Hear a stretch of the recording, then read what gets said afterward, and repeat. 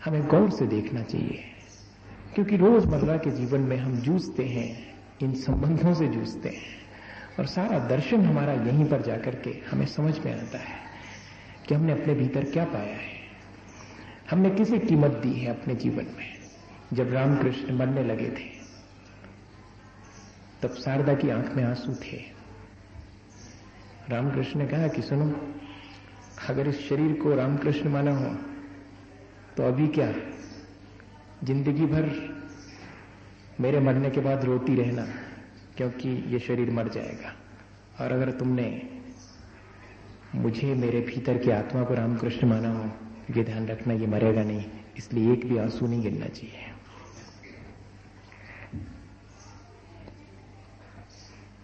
मैं आपसे बहुत बहुत छोटी सी बात कहना चाह रहा हूं। अपने भीतर आप टटोल के देखें, अपने संबंधों की तासीर आप पहचान के देखें कि सारे संबंध आपने जो बनाए हैं वे वास्तविकता के हैं या कि भ्रम के हैं, राग द्वेष के हैं, उपयोगिता के हैं, या कि तटस्थता के संबंध हैं। अगर हम तटस्थ होकर के देखते हैं तो हमें वास्तविकता दिखाई पड़ती है।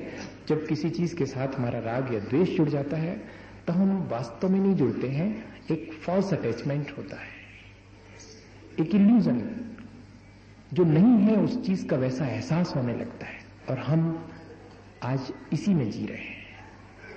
मैं चाहे इस तरह से कहूं कि कोई किसी का नहीं है तो आपको लगेगा कि ये तो बात हमेशा से सुनते आए हैं कि कोई किसी का नहीं है, लेकिन आप खुद उस चीज को गौर से देखें कि जिन जिन चीजों को हमने अपना माना है वे कहां तक हमारी हैं।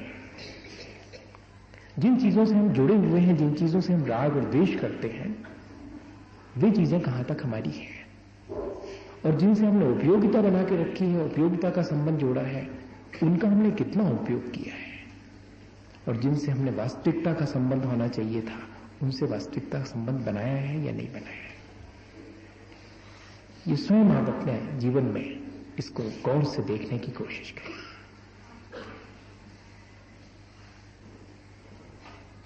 मैं जहां आपको ले जाना चाह रहा हूं थोड़ी सी मुश्किल तो आपको पड़ेगी।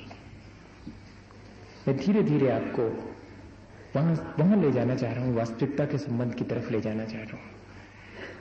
पर एक छोटी सी घटना थोड़ा सा हल्का करने के लिए अपन उसके बीच डाल देते हैं। मुझे लग रहा है कि शायद मेरी बात कठिन पड़ रही है।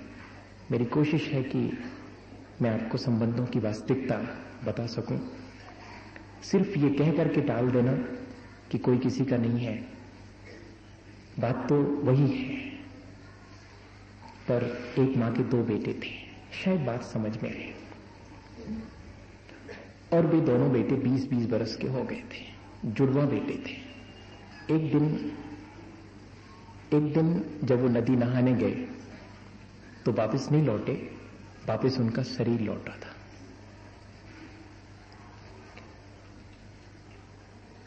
मां काम कर रही थी। दोनों बेटों की जब लाश वापस लौटी तो बहुत मुश्किल में पड़ी। उधर जो जीवन साथी है वो खाना खाने आने वाला है, और अगर रोना धोना शुरू होता है तब तो बहुत मुश्किल खड़ी होगी। उसने कहा कि रख दो, दोनों को कमरे में रख दो। दोनों कमरे में रखवा ली गई लाशें। इधर 10 मिनट के बाद ही उसका जीवन साथी आया और उसने पूछा कि दोनों बेटे कहां गए? नदी नहाने गए। जल्दी से तैयार हो जाओ, खाना बन गया। कितना मुश्किल पड़ता होगा ऐसा करना। आप कर सकते हैं ऐसा? कह सकते हैं ऐसा, लेकिन कर नहीं सकते ऐसा। इतना तटस्थता का संबंध, अगर आपने चीजों को ठीक ठीक से समझा होगा तो उनके साथ आपका ऐसा ही संबंध होगा। और जीवन साथी खाना खाने बैठा हुआ है और मालूम उसे वो तटस्थता का बोध करवाना चाहती है। उसने कहा कि वो बाजू वाला अपनी नसैनी मांगने आया था, कहता था कि बहुत दिन से आप हमारी नसैनी रखे हैं, अब आपका काम हो गया हो तो दे दीजिएगा। तो क्षमा करना, मैंने तुमसे बिना पूछे ही नसेनी वापस लौटा दी है।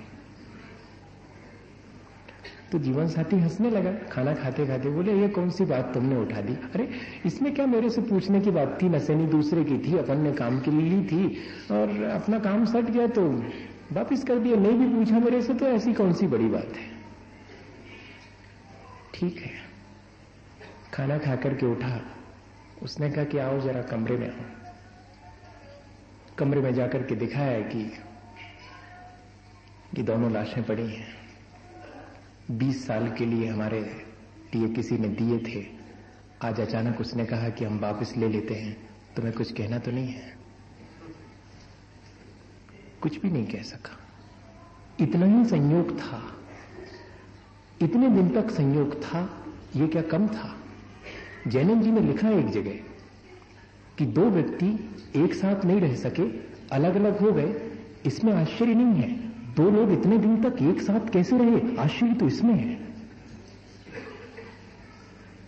क्योंकि अगर दो होके रहे होंगे तो मानिएगा ज्यादा दिन नहीं रह सकते, और दो एक होके रह नहीं सकते। ये दो एक होकर के रह रहे हैं, लेकिन कितने दिन रहेंगे? जितने दिन रह सकते हैं उतने दिन न रहेंगे। ये संबंध ज्यादा दिन का नहीं है। जितने भी संबंध हमने बनाए हैं राग द्वेष के, चाहे चीजों से बनाए हों, चाहे शरीर से बनाए हैं, चाहे व्यक्तियों से बनाए हों, ये संबंध ज्यादा दिन के नहीं है। इस बात का एहसास हमें रोशनी, सूरज की रोशनी की तरह हो जाना चाहिए। ये बात हमारे जीवन में बहुत भीतर से घटित हो जानी चाहिए। भेद विज्ञान की बात तभी शायद सार्थक होगी। हमारा भगवान के निकट आना तभी सार्थक होगा क्योंकि प्रतिक्षण वे हमें ये संदेश दे रहे हैं। शास्त्र स्वाध्याय हमें ये संदेश निरंतर दे रहा है कि संबंधों की तासीर पहचानो, चाहे वो अपना शरीर से संबंध हो, चाहे वो बाहर के पर पदार्थों से संबंध हो।